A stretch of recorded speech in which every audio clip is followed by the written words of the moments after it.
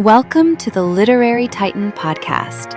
In every episode, we dive into a book we've just read and share our thoughts, from best-selling authors to rising literary stars. We read it. Now let's talk about it.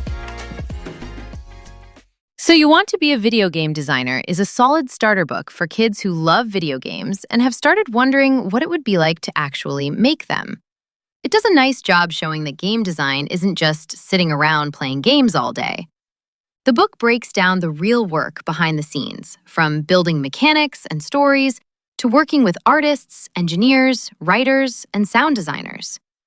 For a kid who's curious about creating games, it gives a much clearer picture of what the job actually involves. One of the best things about this children's book is that it stays positive and inspiring without pretending the career is easy. It talks about the fun, creative parts of game design, but it also covers the harder parts, like problem solving, teamwork, revision, and all the trial and error that happens before a game is finished. I especially like that it includes practical details, like what a day in the life of a game designer might look like. That kind of information helps kids understand the career in a real way, instead of just imagining the cool parts. The book also works well for a pretty wide age range. Even though it's aimed at ages 10 to 14, younger kids can still enjoy the illustrations and big ideas, especially if a parent reads it with them. Older kids and even adults can get something out of it too, because it explains the industry, the skills involved, and the history behind game design in an easy-to-follow way.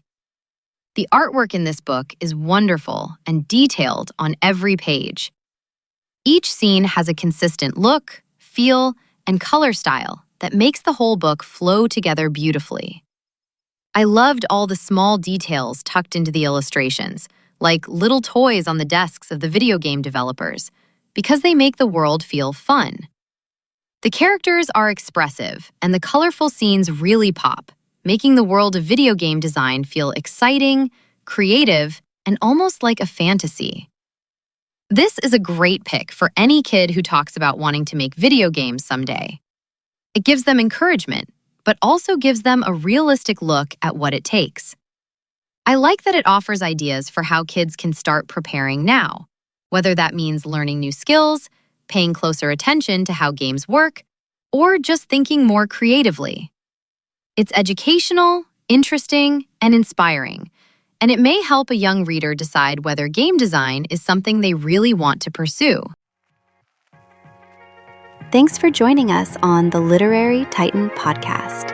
If today's review sparked your interest, be sure to pick up a copy of the book and experience it for yourself. If you enjoyed the episode, don't forget to subscribe, leave a rating, or share it with a fellow book lover. Until next time, keep reading, not just to escape, but to grow.